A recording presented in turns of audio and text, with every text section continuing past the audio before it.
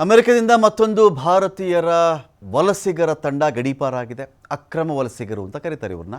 ಯಾವುದೇ ರೀತಿ ದಾಖಲೆಗಳು ಇಟ್ಟುಕೊಳ್ಳದೆ ಅಕ್ರಮವಾಗಿ ಅಮೆರಿಕವನ್ನು ಪ್ರವೇಶ ಮಾಡಿರಬೇಕು ಅಥವಾ ಯಾವುದೇ ದಾಖಲೆ ಇಟ್ಕೊಂಡಿದ್ರು ಕೂಡ ಅದರ ಅವಧಿ ಮುಗಿದ ಮೇಲೂ ಕೂಡ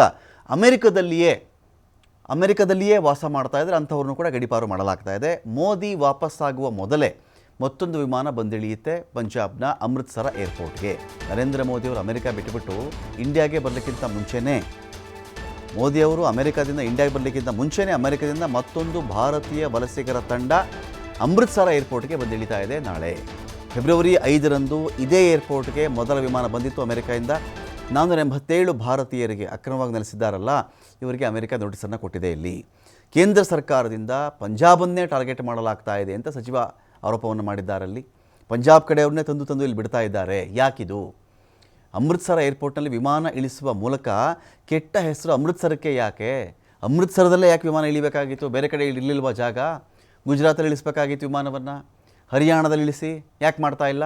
ತಂದು ಅಮೃತ್ಸರಕ್ಕೆ ಇಳಿಸಿ ಆ್ಯಸ್ ಇಫ್ ಅಮೃತ್ಸರದಲ್ಲೇ ಪಂಜಾಬಲ್ಲೇ ವಿಪರೀತವಾಗಿರ್ತಕ್ಕಂಥ ಅಕ್ರಮ ವಲಸಿಗರಿದ್ದಾರೆ ಎನ್ನುವ ರೀತಿಯಲ್ಲಿ ಬಿಂಬಿಸ್ತಾ ಇದ್ದೀರಲ್ಲ.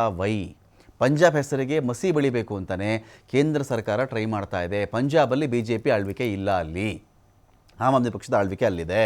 ತಂದು ಅಮೆರಿಕದ ವಿಮಾನಗಳನ್ನು ಅಮೃತ್ಸರ ಏರ್ಪೋರ್ಟ್ಗೆ ಯಾಕಪ್ಪ ಇಳಿಸ್ತಾ ಇದ್ದೀರಿ ನೀವು? ಡೆಲ್ಲಿಲಾಗಲ್ವಾ? ಗುಜರಾತಲ್ಲಾಗಲ್ವಾ? ಮಹಾರಾಷ್ಟ್ರಲ್ಲಾಗಲ್ವಾ? ಮಧ್ಯಪ್ರದೇಶದಲ್ಲಾಗಲ್ವಾ? ಯಾಕೆ ಅಂಥೇಳಿ ಒಂದು ಪ್ರಶ್ನೆಯನ್ನು ಕೂಡ ಕೇಳಿದ್ದಾರೆ. ಬಹುತೇಕರು ಇಲ್ಲಿರೋದು ನೋಡಿದ್ರೆ, ಇಲ್ಲಿ ಯಾರು ಇಲ್ಲಿ ಬಂದು ಇಳಿತಾ ಇದ್ದಾರಲ್ಲ ಅಮೃತ್ಸರಕ್ಕೆ, ಗುಜರಾತ್ನವರಿದ್ದಾರೆ, ಹರಿಯಾಣದವರಿದ್ದಾರೆ. ವಿಮಾನ ನೋಡಿದ್ರೆ ಅಮೃತ್ಸರಕ್ಕೆ ಬಂದು ಇಳೀತಲ್ಲ ಯಾಕೆ? ಪಂಜಾಬ್ನ ಹಣಕಾಸು ಸಚಿವ ಹರ್ಪಾಲ್ ಚೀಮಾ ಈ ಆರೋಪವನ್ನು ಮಾಡಿದ್ದಾರೆ. देखो, government of India Bharatiya Janata party की जी केंद्र सरकार आ गई, वो मैं समझदा पंजाब नूं बदनाम करना चाहती है।